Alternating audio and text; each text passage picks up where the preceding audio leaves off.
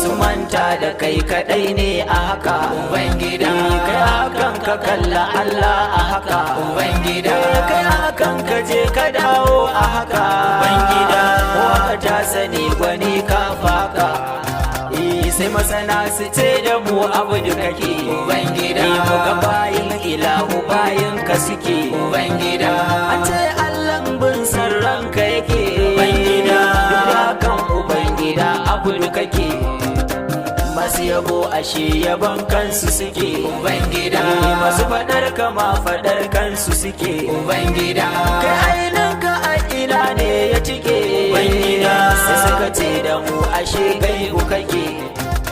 shi ne dan da ya girma iyayen shi Ubangida, shi din shi ya raini mai rainan shi Ubangida, sai aka sanya hijaban haifar shi Ubangida, domin sahalewa mai neman shi basharaɗi a kansa sai ya yi sallah Ubangida, shi addana fula da farilla Ubangida, imma ya yi dan ya burge Allah Ubangida, sai Allah ya ce a bar shan wahala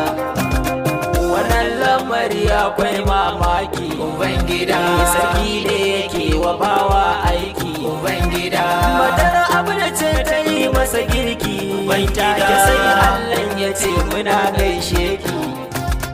mai karamin Ubangida ya wahala Ubangida, kai da gwaninka baya burge Allah Ubangida, kai kyale shi ba mu je gun sallah Ubangida, dan ya haifi kar ya furta rasula